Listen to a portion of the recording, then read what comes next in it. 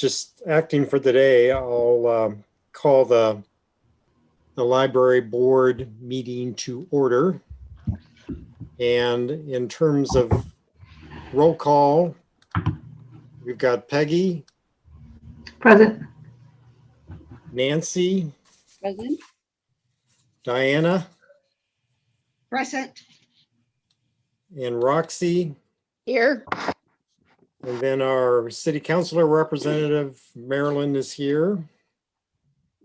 And I believe that is all of us here at this time. I believe so. And so next would be approval of the minutes. And Patrick, if you could display the minutes on the screen for a couple of us that somehow lost our packets. So if we can take. For sure. Is that large enough font? I can increase it. Fine. It's fine. Okay.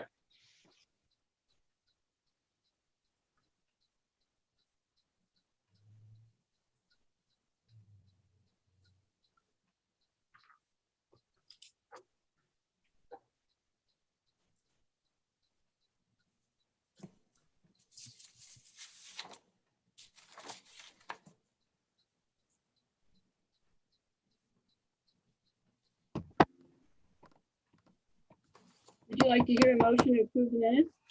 Yeah, may I call for a motion to approve the minutes? I make the motion to approve the minutes. And a second? Second. And Second. all in favor of approval, just say aye. Aye. Aye. Nays, abstentions? Okay, Patrick? Minutes accepted as submitted. Thank you. Then we're on to item 3.1, the regular meeting.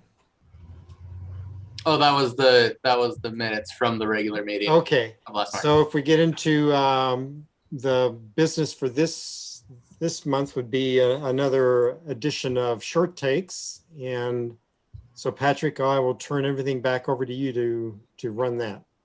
Absolutely. It's going to tie very nicely into one of our committee reports this month. The short take is on strategic planning. Great.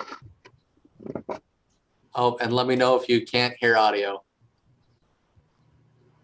Welcome to Short Takes for Trustees. I'm Beth Novolinsky, the Director of Marketing and Communications for United for Libraries. We are the division of the American Library Association for trustees, advocates, friends, and foundations. I'm here today speaking with our Executive Director, Sally Gardner-Reed, and we'll be talking about strategic planning. So Sally, let's talk about strategic planning. What role do library trustees play in this important endeavor? Well, very often trustees will actually initiate the planning process. Most library agencies will require that libraries engage in the strategic planning process every 3 to 5 years in order to receive state aid, because they recognize how important the process is. And in our rapidly changing environment these days, it's incredibly important. We know things like the economy, demographics, and technology especially are causing major changes in the library world. And speaking of technology, I'd like to say a word about the EDGE initiative. This is an initiative that was started by the Bill and Melinda Gates Foundation and led by the Urban Libraries Council. And it was a way for trustees and librarians to work with technology in the planning process. And even though it was led by the Urban Libraries Council, they used pilot sites of small and rural libraries as well as suburban libraries. So it really covers all sizes of public libraries. And what I think is especially wonderful about it is it really shows trustees especially how to use this EDGE initiative to make the case for technology in libraries for economic development, lifelong learning, success in school, and how to make the case for funding. It also includes tools for assessment training, setting benchmarks, and for engaging community in the planning process.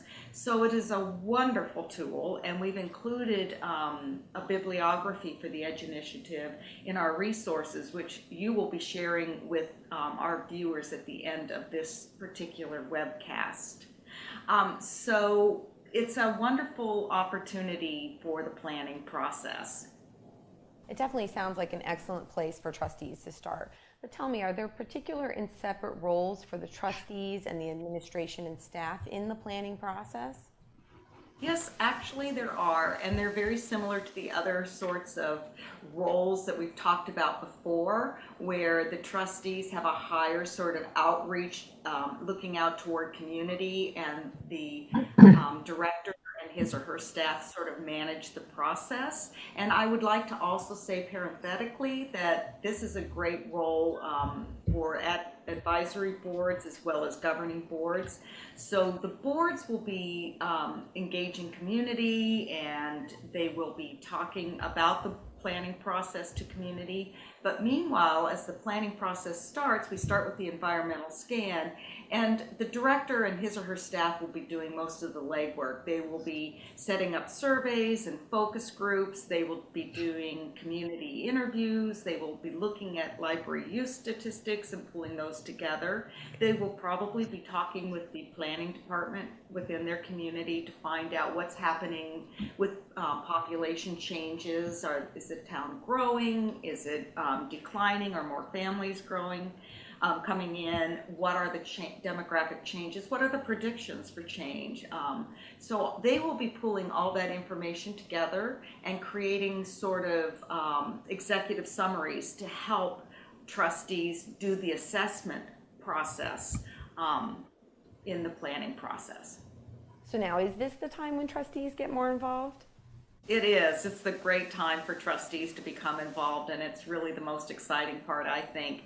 While this environmental scan is going on, the trustees should hopefully be involved with engaging community, setting up the opportunity for VIPs in town to become involved, people from the planning department, perhaps from the city council, maybe the mayor, other stakeholders for the library's success should be involved and invited to help set the vision and the goals for the library. So once the staff has put together these executive summaries from the environmental scan, the trustees can hold what we call a charrette and bring these important stakeholders together and spend a day or a half a day discussing where the library is currently, where the community is currently, and where the library needs to go to best meet the needs of the community. And everybody has an opportunity to discuss what would make the library successful and help the community be successful in the next 3 to 5 years. It's a really wonderful time. So at the end of the day, with all of this information, the trustees set the vision for the library and direction and set the goals for the library, and then hand off the plan for the staff and for the director to manage the strategies and implementation to realize that vision and goals. Wait, so you're saying that the trustees don't actually have any part in setting the strategies? No, they actually don't. That's a management job for sure. So, for example, imagine that one of the goals is that new families are moving into the community, and yet the surveys have showed they don't know about the children's story hours and children's services. So one of the goals that have been set for the plan is that youth services will grow 10% over the next 3 years, for example.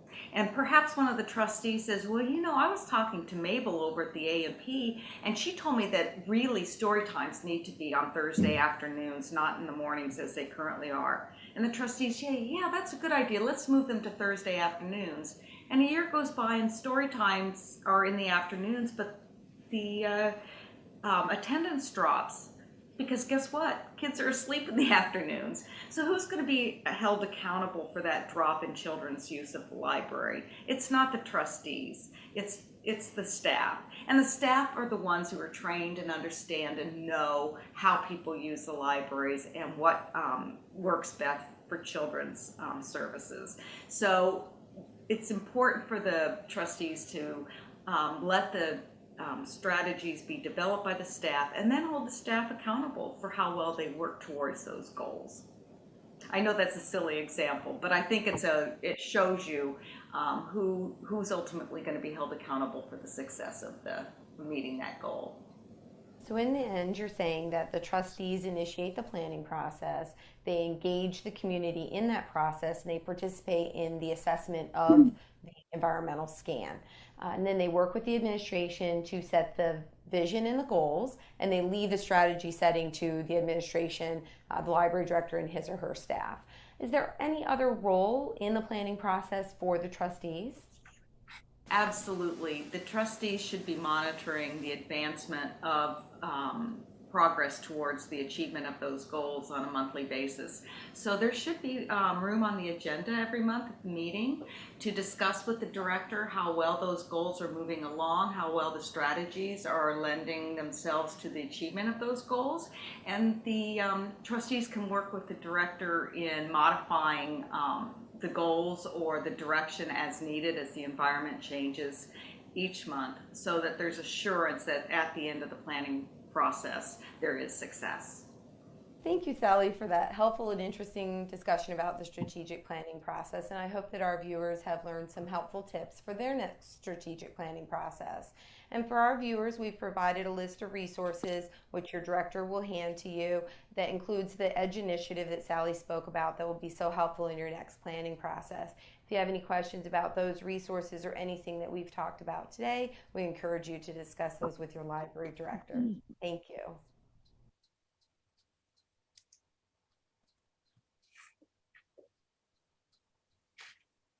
So that's strategic planning in a nutshell, and it's good to have training that's behind where we're at as a library.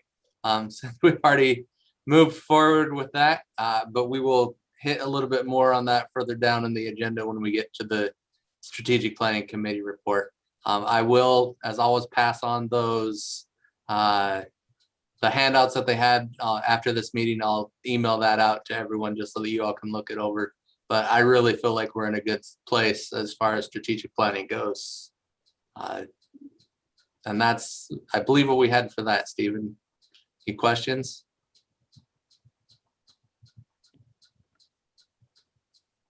The EDGE that's referred to in there, is there information in packet wise that's available for that, or is that at their website?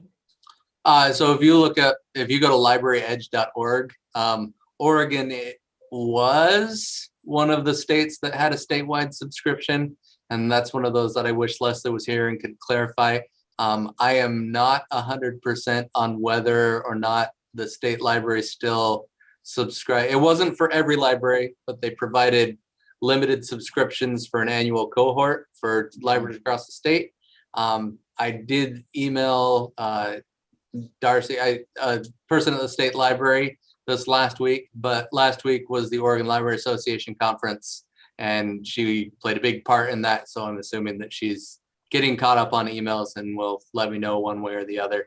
My email was basically just fact finding to see if that was something that we potentially had access to if we needed, not necessarily looking to see what all we want to do as far as EDGE goes, but it is a tool that I'm familiar with just since it was implemented in the 2012, 2013 when it first came around.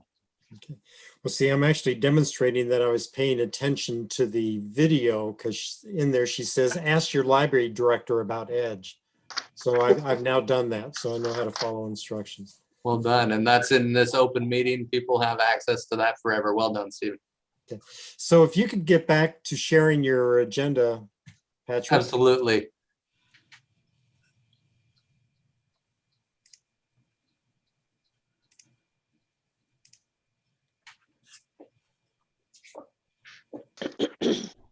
So we're down to item number 5, committee reports, with 5.1 being Friends of the Library. So Nancy, if you have any exciting news to share with the group. Well, I can, not so sure how exciting it is. As you know, we are still unable to meet in person, and not all of our members have access to Zoom.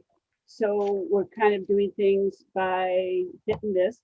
But fortunately, Leanne sent a request a couple of days ago for some funds for the summer programming.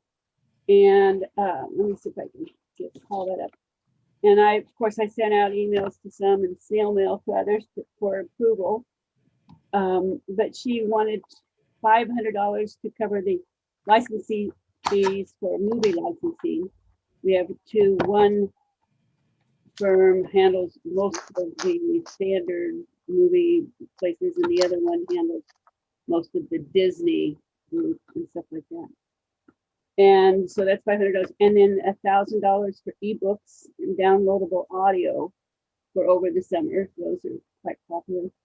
And then Jolene wants another $2,500 for kids programming, summer reading incentives, and supplies.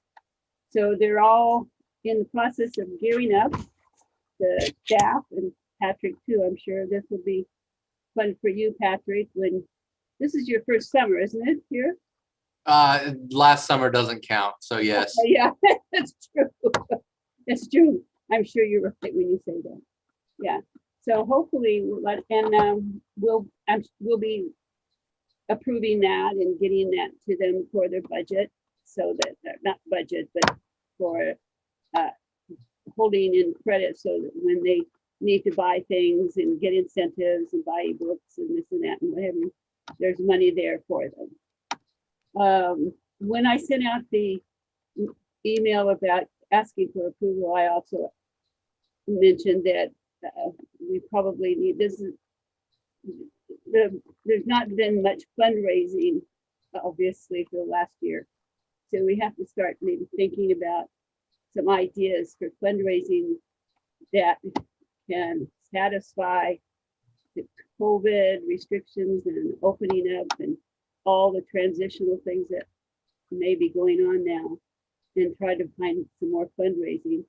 Fortunately, Sandy and Stan Orton, Stan being on our board, opened up the bookstore last week, I believe it was.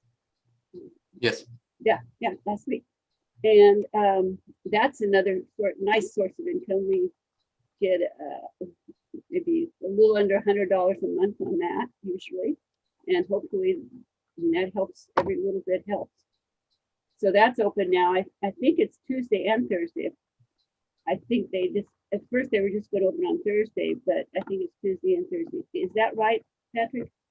As far as I know, yes. Yeah, okay. I think, because I went by last Tuesday and they were open, so I assume that that's what the plan. So that's about it. So if any of you on the board can think of some fundraising ideas that encompass this new world of ours, in terms of our movie fundraiser was the most successful, obviously, every year, but I'm not sure when that's going to be possible again. So I think we're going to try and look at some other types of fundraising. So if anybody has any ideas, send me an email or give me a call. Okay, that should do it. Marilyn, do you have any? That was perfect. You covered all the things that I was thinking about. And I love the idea of creating some kind of new fundraiser that's maybe a little more out there than we've been before. Think well about that, because we do need some good ideas, and I think the public would be very receptive. Yeah, I agree. Thank you, Marilyn. Thank you, Nancy. Thank you. And any other questions or comments for Nancy and Friends of the Library? Okay, so we get on to 5.2, which is strategic planning. And Leslie and I had met with Patrick back on April 8th, and Patrick laid out kind of his plan on how to move forward on developing the strategic plan and the like. And so, Patrick, if I'll turn this over to you to update the committee. Yeah, I'm happy to report that we met. That was the big thing because I know it took a while for us to get up and get going. Basically, what we did is we looked over the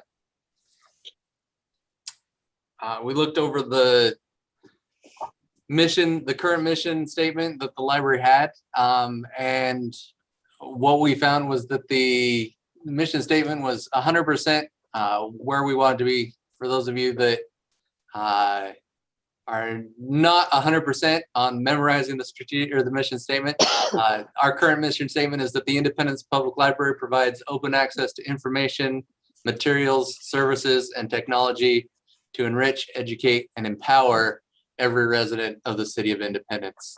And looking at that, we realize that is still in line with what we want to do and where we need to be. And so we, I came prepared and had 4 goals for the big 4 that we wanted to hit in this next 3 to 5 years, and haven't come up with this, had not tried to come up with strategies, but presented those 4 to Stephen and Leslie, and they seemed on board. And so the 4 goals, the 4 main goals that we're going to try and work our activities and our objectives around are to expand community access to our library services, expand community access to information, prepare for the expansion of the library facility, since that tied very, very nicely with the city's 2040 vision, and then have the library meet,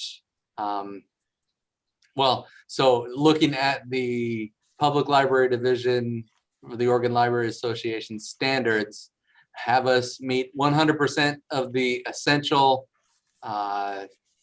rankings. I don't know the best word, Stephen, but 100% of those, 25% of the enhanced level, and then 10% of the exemplary level there, so that we're not just meeting what we should do to be a basic library, but going above and beyond. And those numbers are our benchmarks that we're trying to reach in the next few years with those things. So that's the 4 goals that we came up with. I will be working with staff, Leanne especially, but also our other full-time, Beth Ann and Joe, to see what we think we can do, what we want to do to expand the access to services and information, and ways that we can go about that. So that's what we talked about, and that's what we came up with. And of those, one of the goals that was not in the prior mission and goals statement was the one about the, I won't say it correctly, but the library standards, that Yes. we felt that our library, and Patrick brought this to the meeting, suggested it, that it does make sense that we should attempt to align the Independence Library with what our national standards for what community libraries should be accomplishing. Yeah, and that's not to say that we're not. That's just somewhere to continue to improve, right? Right. A fair measuring stick. Yep. Any questions for Patrick at this time? What I heard you say, Patrick, was you and Leanne especially were going to be starting to work on the operative aspect, just like what this short takes video was talking about today, that we as a board set the high level goals and the staff come up with the operational plans, and how would we achieve that? Yep, that's exactly it. We'll be coming up with that, okay, how do we do this kind of thing, so. Other questions for Patrick at this time? Okay, if not, Patrick, we'll just go ahead and roll into section 6 with your library manager monthly report. Okay, I am gonna change the page that we're on just so that we can see this when we get to it. I mentioned earlier that last week, so just kind of over the last month, kind of a brief rundown of what we've been doing. I mentioned last week was the Oregon Library Association conference. It was all virtual, which really, really was useful because I would have loved to be able to actually sit and listen to each session that I had planned on going to. Beth Ann and Joe also, we attended, all three of us virtually, but we had a library to run, so we weren't able to actually sit down for everything that we had going on.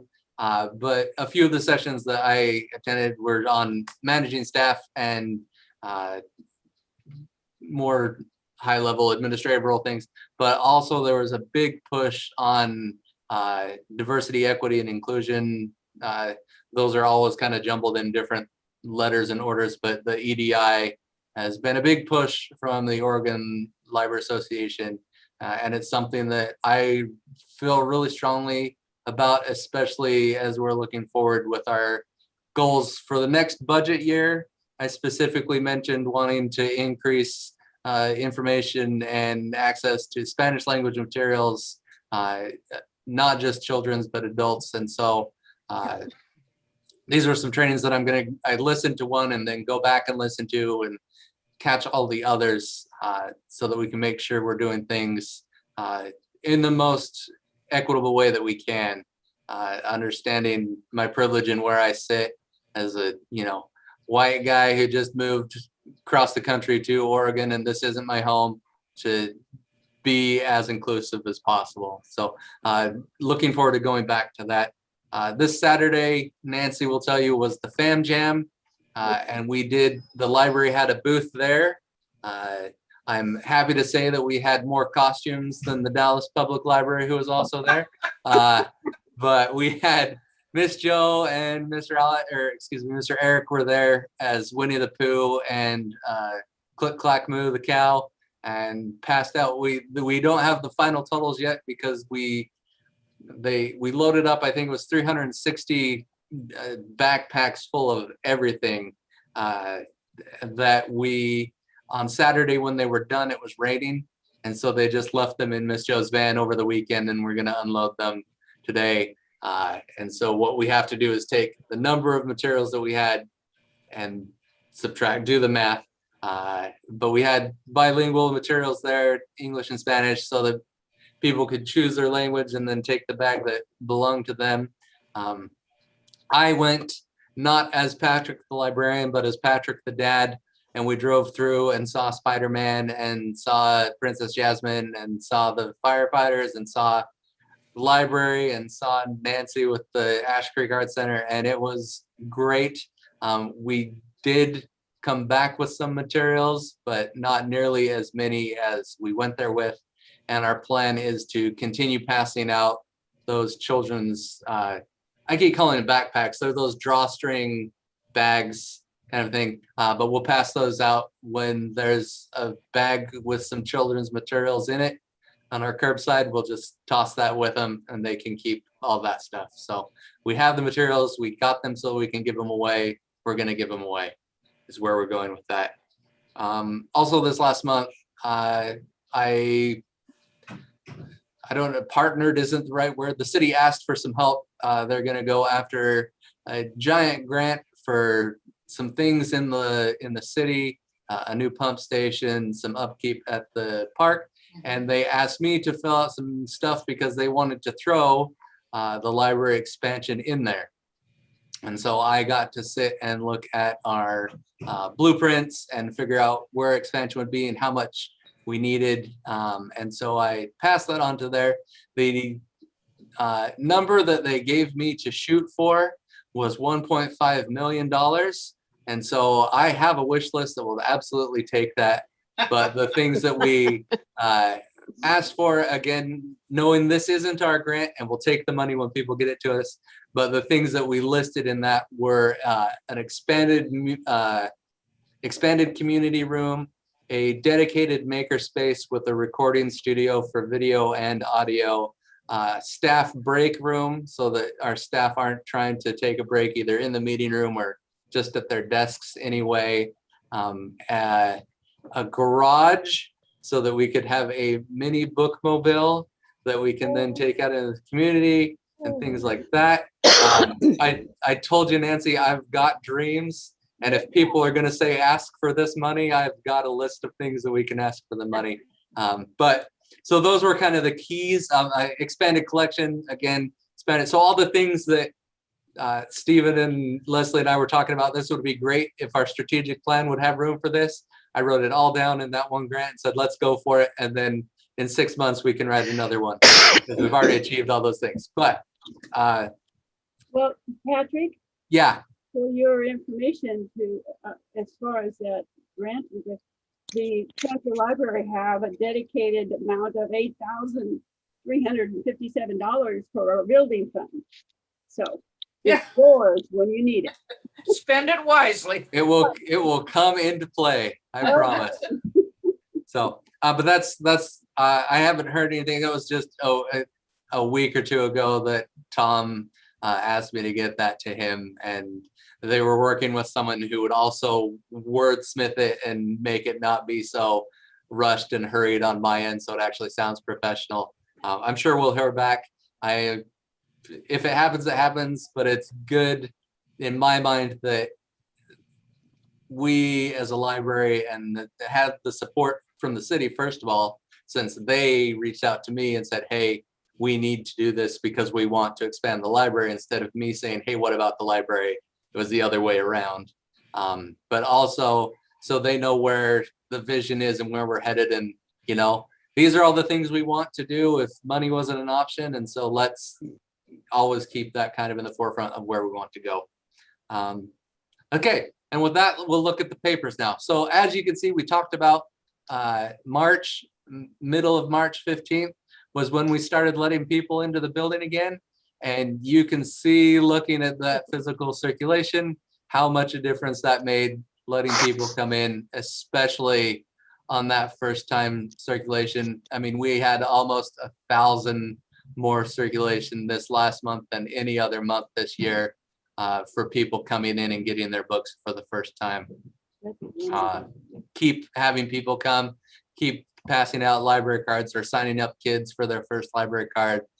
So even though we're only open for those limited hours each week, 19 I think is what we've got right now, see, there's people here and it's awesome to see. So that's going to keep happening. And then our electronic circulation, this got stretched out from when I first made it, but March was another, the March start was over the same as April, or excuse me, as August. It was another red one. It was another increase from last year to this year. So people are still continuing to check out our overdrive materials. I will work on reformatting that for next month so that it's easier to read, and I apologize for that. Better World Books, we still are waiting. We just shipped off, I think they picked them up on Friday. It might have been Thursday last week. Another 11 boxes for Better World Books, in addition to the 9 or so last week that we brought to the Friends. So it's still nonfiction, skewed more heavily towards send to Better World Books and less to the Friends.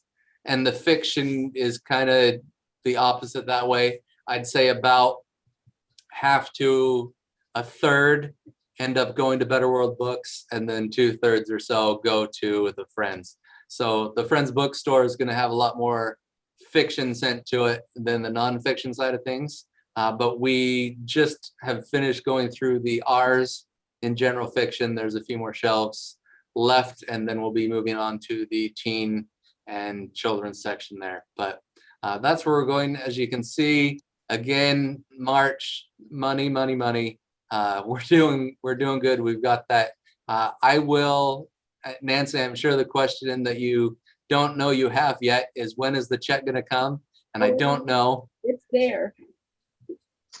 You got the Better World Books check already? No, the question was. Oh, the answer is I don't know. So I will reach out to our Better Worlds rep and just double check again. I had that going there. Thank you. I know, Stephen, on our agenda that the finance was the accounting report was a separate item from the manager report, so that we can stay with the agenda. I'll ask if there are any questions about this specifically or the report so far, and then I'll move on to finances, just so we can stick with the agenda.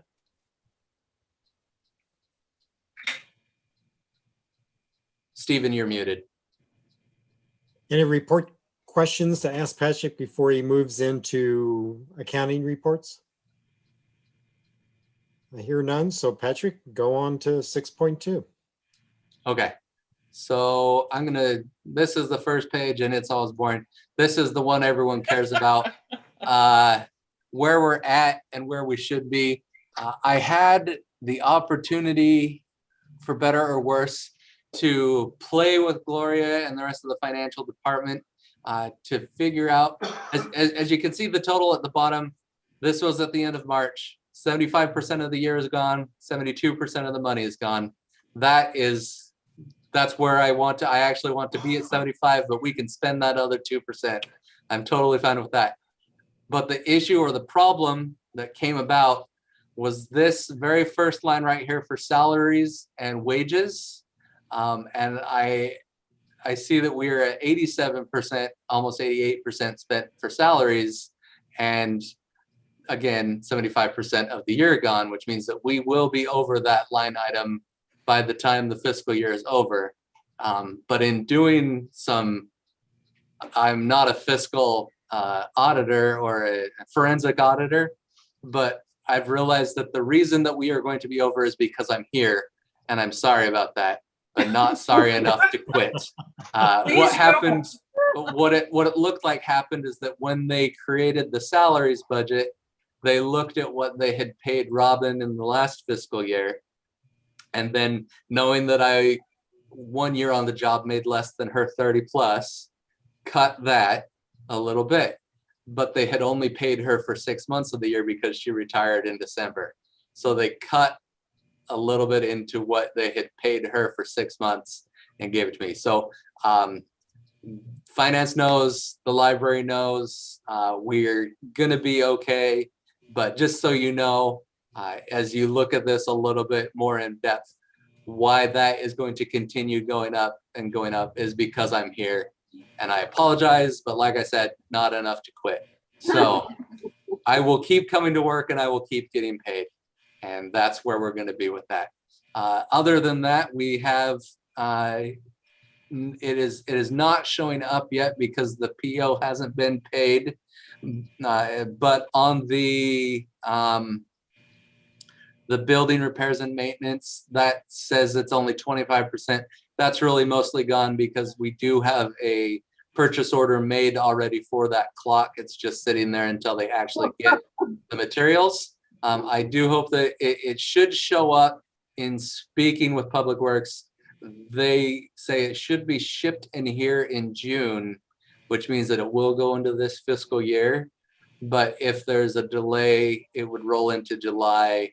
And so anyway, we're hoping that it works the way that it's supposed to work. But that is the other major thing. We also have just made a rather large order. As you can see, we're only at 33% for our books spending. We just bought a new set of the state books, the children's nonfiction. This is Idaho, this is Oregon, this is Delaware kind of books there. Our most recent ones were 14 years old, something like that. So we're trying to get more current information. And then we're working on a country's order as well. So Leanne is working with our vendors there to make sure that happens. So those are the major book materials purchases that are coming there. And that is really about it for the fiscal report. Any questions there? Good.